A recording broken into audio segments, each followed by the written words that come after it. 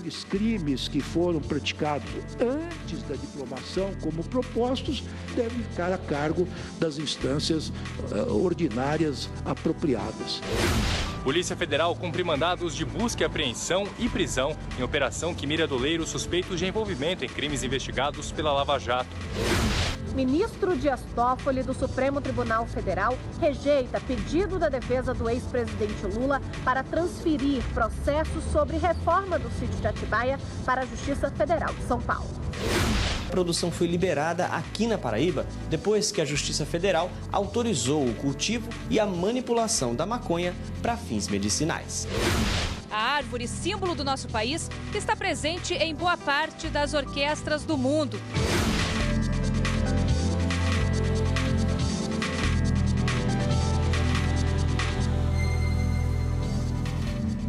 Olá, boa tarde. Vice-presidente do Supremo Tribunal Federal, ministro Dias Toffoli, rejeita pedido da defesa do ex-presidente Lula para transferir processo sobre a reforma do sítio de Atibaia para a Justiça Federal de São Paulo.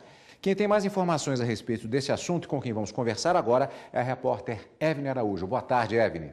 Cadu, boa tarde. O pedido da defesa do ex-presidente levou em consideração, foi baseado na decisão da segunda turma do Supremo Tribunal Federal na semana passada, que determinou a retirada da Justiça Federal do Paraná de trechos da delação de ex-executivos da Odebrecht sobre Lula. Na negativa, o ministro Dias Toffoli disse que essa demanda ultrapassa o que foi decidido pela segunda turma e, por isso, não tem plausibilidade jurídica e que a decisão de remeter os depoimentos da Odebrecht para a Justiça de São Paulo foi isolada. O ministro ressaltou que a turma não retirou a competência do juiz federal Sérgio Moro sobre a reforma, o processo da reforma do sítio de Atibaia. Cadu.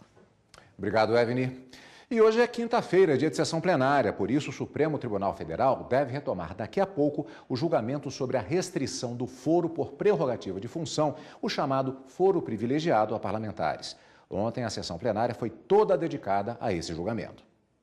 Na sessão desta quarta, votaram os ministros Dias Toffoli e Ricardo Lewandowski. Os dois acompanharam a divergência proposta em novembro do ano passado pelo ministro Alexandre de Moraes. Para eles, a restrição da prerrogativa de foro em razão da função deve ser para crimes cometidos a partir da diplomação do parlamentar, sendo que os delitos podem ou não estar relacionados ao cargo.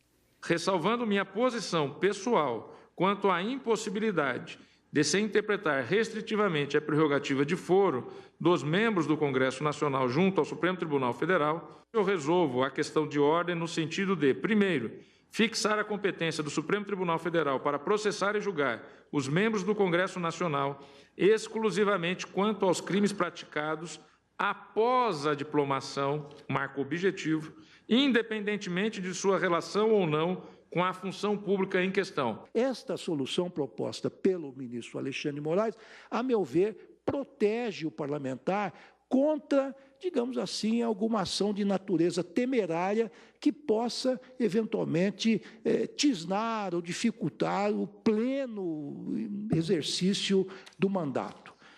Entendo que aqueles crimes que foram praticados antes da diplomação, como propostos, porque não interferem a rigor, ou pelo menos não com tanta intensidade no exercício do mandato, deve ficar a cargo das instâncias ordinárias apropriadas. O julgamento sobre o alcance do foro por prerrogativa de função começou em maio de 2017. Na ocasião, 6 ministros, Edson Fachin, Rosa Weber, Luiz Fux, Marco Aurélio, o decano Celso de Mello e a presidente do STF, ministra Carmen Lúcia, acompanharam o relator, ministro Luiz Roberto Barroso. Para a maioria já formada, o foro deve ficar restrito ao crime cometido durante o exercício do cargo e ter relação com a função de parlamentar. O julgamento, nesta quinta-feira, vai ser retomado com o último voto, o do ministro Gilmar Mendes. Como você viu, o Supremo Tribunal Federal, então, deve finalizar agora à tarde o julgamento da restrição do foro privilegiado, ainda faltando o voto do ministro Gilmar Mendes. Além disso, a ministra Carmen Lúcia anunciou que os julgamentos que estavam na pauta de ontem também vêm para a sessão plenária de hoje em expectativa de julgamento. E ainda temos a pauta original divulgada para esta quinta-feira. E vamos ver exatamente esta pauta com destaques nos julgamentos de hoje no plenário do Supremo Tribunal Federal. Matéria orçamentária, financeira e repartição de receita é o primeiro tema da pauta original da tarde desta quinta-feira no plenário, com uma única ação direta de inconstitucionalidade. Nela se questiona o texto da Constituição do Estado do Rio de Janeiro, onde se criou o Fundo de Desenvolvimento Econômico, que estaria vinculando impostos federais a investimentos industriais no Estado. Direito do trabalho é o segundo e último tema do dia, na pauta original, com 3 ações diretas de inconstitucionalidade. As 2 primeiras, sobre a revogação por medida provisória de dispositivos que tratam de contrato individual de trabalho. Fecha a pauta da semana, ação direta de inconstitucionalidade, que questiona se é constitucional ou não o pagamento dos chamados honorários de sucumbência por beneficiário da justiça gratuita.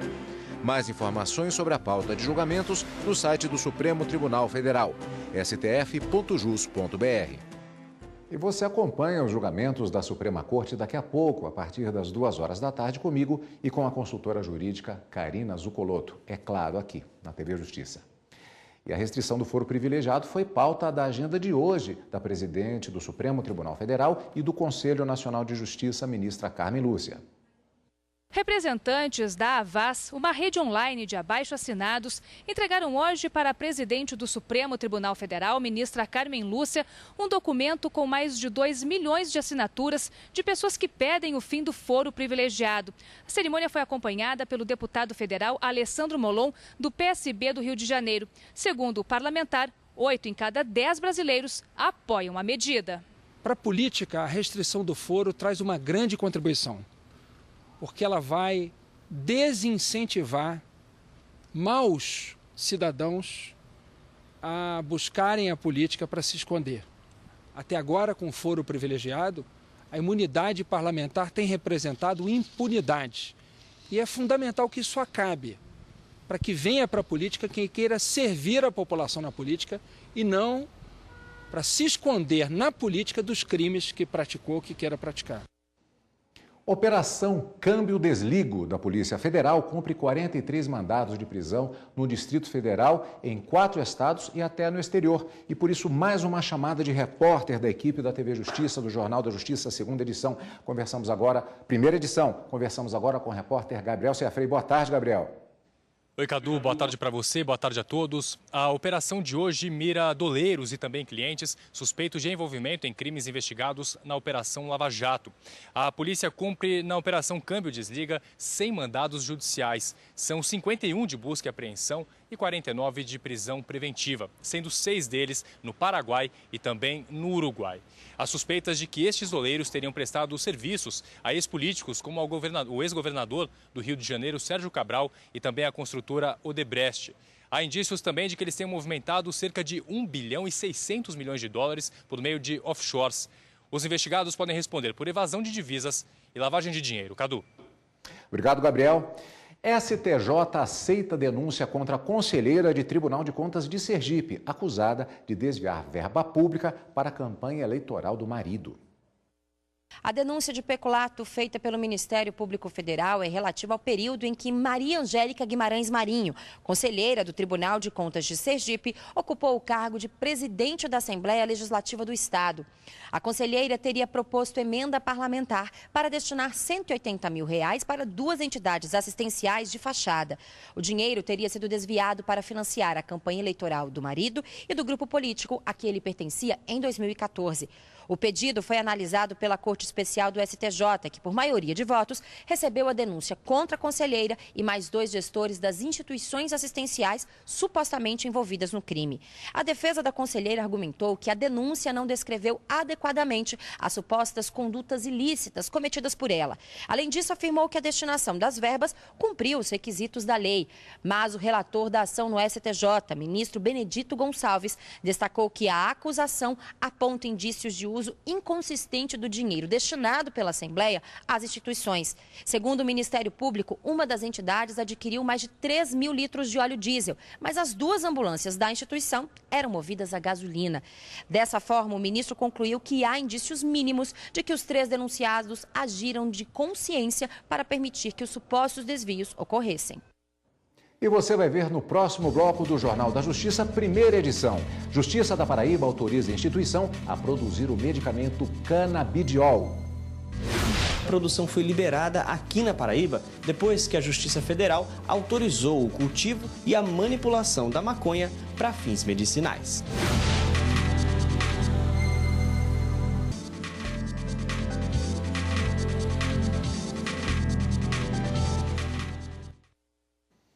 Terminou agora há pouco a sessão plenária do Tribunal Superior Eleitoral. Mais uma chamada dos repórteres da equipe da TV Justiça. Nós vamos conversar com o repórter Henrique Amaral, que está ao vivo no TSE e tem os detalhes. Boa tarde, Henrique. Boa tarde a todos. O plenário do Tribunal Superior Eleitoral trocou por medidas substitutivas prisões preventivas decretadas pelo Tribunal Regional Eleitoral do Rio de Janeiro aos ex-governadores do estado, Antony Rosinha Garotinho, e a mais 5 pessoas. Eles eram acusados de crimes como extorsão, corrupção passiva, lavagem de dinheiro e falsidade ideológica para fins eleitorais. Agora, os réus não vão poder ter contato com as testemunhas do processo. A exceção é um advogado. Ele também é réu, mas não teve nenhuma medida decretada pelo plenário. Na sessão administrativa, os ministros aprovaram a resolução que define a implantação gradual do voto impresso, já a partir das eleições de outubro. A distribuição das impressoras vai acontecer de forma proporcional aos eleitores, ao eleitorado de cada estado. E os TREs vão ter entre os dias 23 de julho e 31 de agosto para definir quais sessões eleitorais vão receber as urnas eletrônicas com impressora. Voltamos ao estúdio. Obrigado, Henrique. Uma decisão da Justiça na Paraíba está mudando a vida de muitos pacientes que dependem do canabidiol, medicamento produzido à base de maconha. Com o apoio do Ministério Público Federal, as famílias agora conseguem o medicamento em uma instituição do Estado que está autorizada a plantar a erva e fazer o remédio. Gabriel tem 7 anos. Foi diagnosticado com microcefalia ainda na gestação. Isso desencadeou em epilepsia e paralisia cerebral. Desde a primeira crise, só com 15 dias de nascido, Gabriel passou por um tratamento com remédios controlados e de uso contínuo, mas que não faziam bem nem para ele, nem para o orçamento da família. Tomava 3 medicamentos e tinha os efeitos colaterais, sabe? Fazia muito mal a ele, entendeu? Pro estômago, pro fígado. Faz 7 meses que a família trocou as medicações do Gabriel pelo canabidiol. O remédio vai misturado na comida dele. Ele só fazia dormir. Agora não, Gabriel está muito ativo, Gabriel está muito elétrico, graças a Deus, primeiramente Deus e segundo o canabidiol. A família de Gabriel e outras mais de 700 espalhadas pelo Brasil tinham que passar por 2 grandes dificuldades para ter o canabidiol. A importação, que às vezes demorava e precisava de autorização da Agência Nacional de Vigilância Sanitária, a Anvisa, e o custo do medicamento, que era muito alto, mais de R$1.000 por mês. Hoje o Gabriel tem acesso ao canabidiol por um preço 10 vezes mais barato. Isso porque a produção foi liberada aqui na Paraíba depois que a Justiça Federal autorizou o cultivo e a manipulação da maconha para fins medicinais. Uma decisão que só aconteceu depois que as famílias contaram com o apoio do Ministério Público Federal na Paraíba. Até hoje a Anvisa não fez um só ato em relação à maconha para fins medicinais que não fosse por ordem judicial. É como se o órgão não conseguisse, tivesse uma má vontade extrema de fazer o processo andar. Então nós temos o tempo todo que recorrer às vias judiciais, o que é lamentável. É um órgão que tem uma obrigação de acompanhar o direito à saúde e tem sido um grande empecilho nessa atuação. A decisão da Justiça garante a pesquisa, o cultivo e a produção de medicamentos à base de canabidiol sob responsabilidade da Abrace, a Associação Brasileira de Apoio Cannabis Esperança, que fica em João Pessoa, mas que atendem pedidos de famílias em todo o Brasil a partir da prescrição médica com cada tipo de dosagem. Patologias que hoje dependem desse remédio agora têm um acesso garantido aqui no país, né? Então a gente consegue reduzir aí um custo que é muito alto para que as famílias possam arcar, e aqui, numa associação, a gente consegue isso.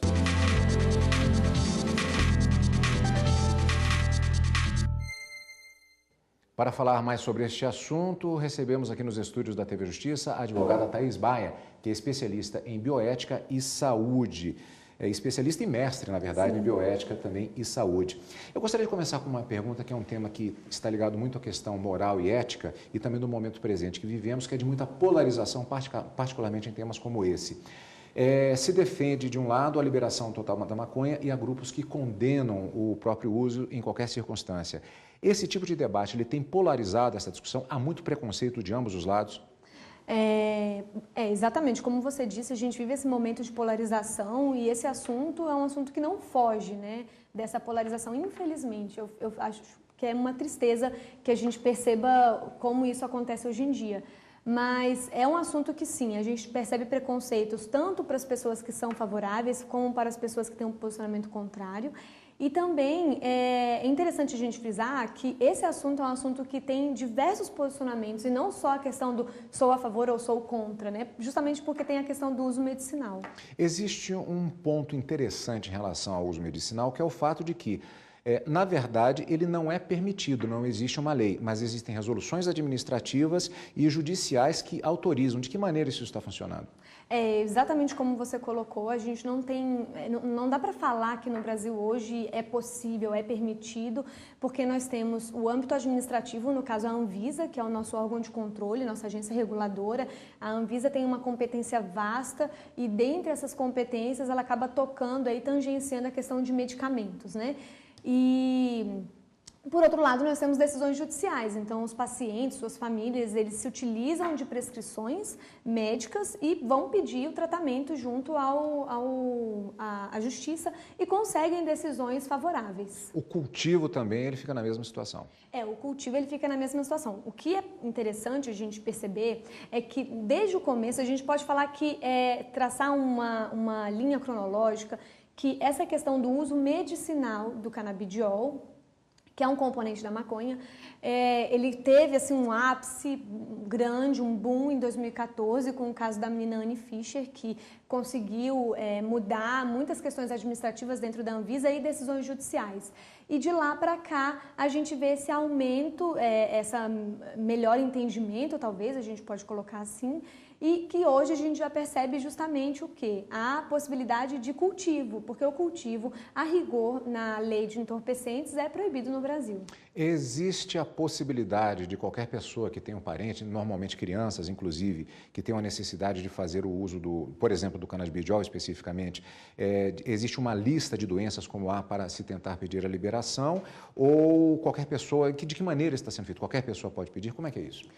Hoje você tem a possibilidade de fazer um pedido por pessoa física mesmo, um pedido de importação, inclusive no site da Anvisa tem um passo a passo que você tem que seguir bem certinho e a Anvisa já tem um posicionamento de facilitar essa importação de produto. Até onde eu sei, não existe uma lista fechada de doenças ou condições em que se é possível utilizar o THC, o canabidiol, o tetracanabidiol, enfim.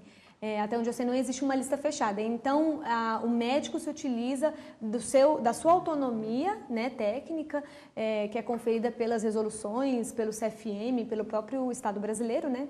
E ele, a partir daí, ele vai ver de acordo com cada caso e ele tem essa liberdade para prescrever o canabidiol. A importação também está na mesma situação, não há uma lei específica. É importante seguir esses trâmites até para evitar confusão na hora de se receber e pedir um produto lá fora. Exato.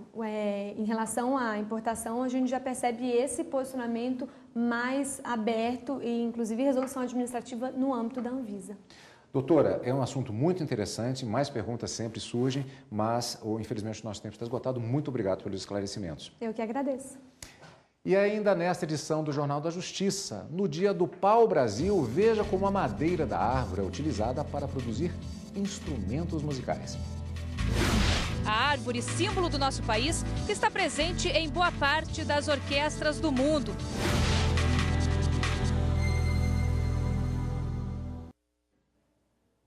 O combate às fake news Esse foi o assunto tratado hoje no encontro entre o presidente do Tribunal Superior Eleitoral, ministro Luiz Fux, e o presidente da Associação Brasileira de Rádio e Televisão, Márcio Novaes. O encontro foi no gabinete da presidência do TSE. O ministro Luiz Fux conversou com o presidente da Associação Brasileira de Rádio e Televisão, Abratel, e também diretor da Record, Márcio Novaes, sobre o combate à veiculação e publicação nas redes sociais das fake news nas eleições gerais de 2018.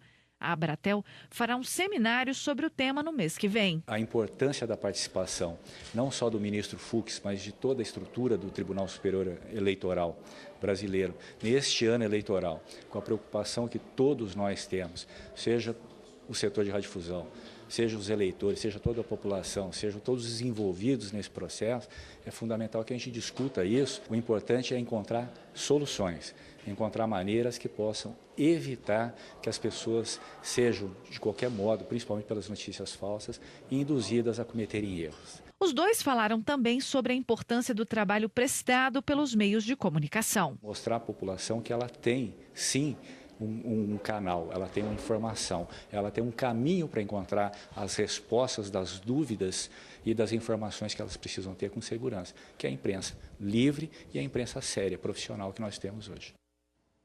Árvore símbolo do nosso país, o pau-brasil tem até data comemorativa. E é hoje, 3 de maio, dia em que lembramos a importância da espécie para a nossa história e a necessidade de garantir a preservação dela.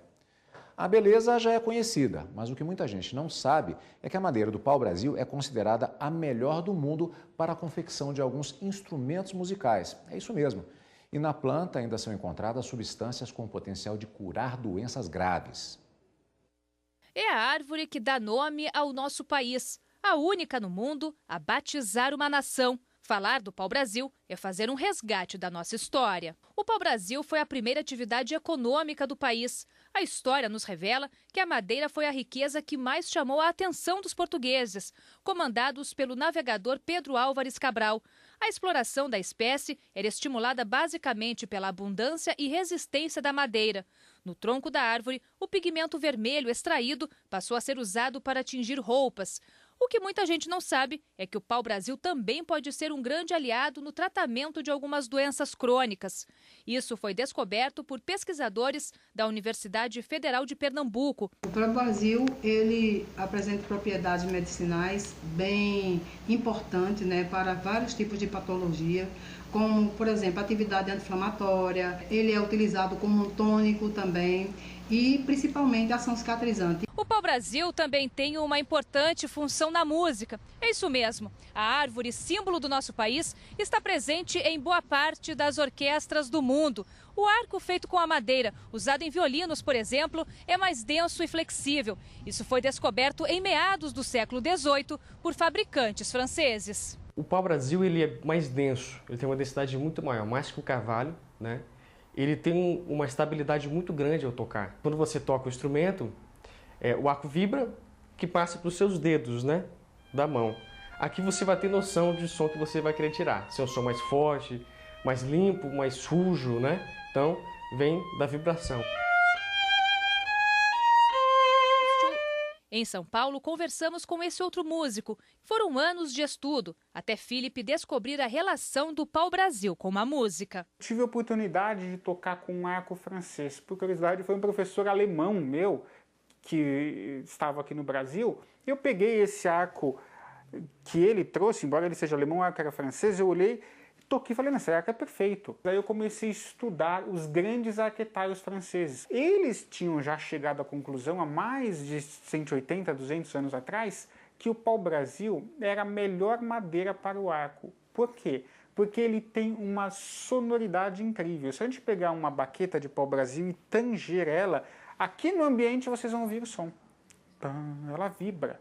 E por ser a madeira ideal na fabricação de arcos, há muita procura pelo pau-brasil e também muitas ilegalidades nesse mercado. O valor extremamente grande que a gente encontra nesse tipo de material faz com que o tráfico dessa madeira seja muito intenso. O retorno com o plantio do pau-brasil só vem depois de 40 anos, mais ou menos. À medida que ele vai reagindo com a atmosfera, ele vai mudando a sua tonalidade, até atingir uma tonalidade bem escura. Isso faz com que os plantios artificiais ou monoculturas de pau-brasil sejam muito complicados.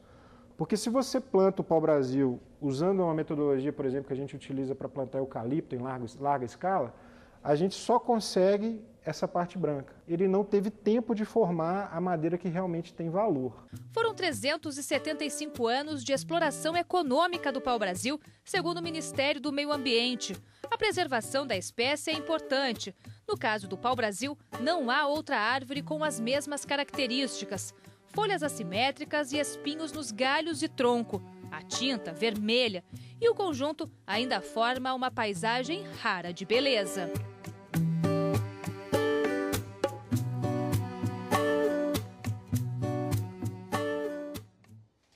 E o Jornal da Justiça fica por aqui. Nos encontramos daqui a pouco, às 2h da tarde, no Direto do Plenário. Uma boa tarde para você e continue conosco aqui com a programação da TV Justiça.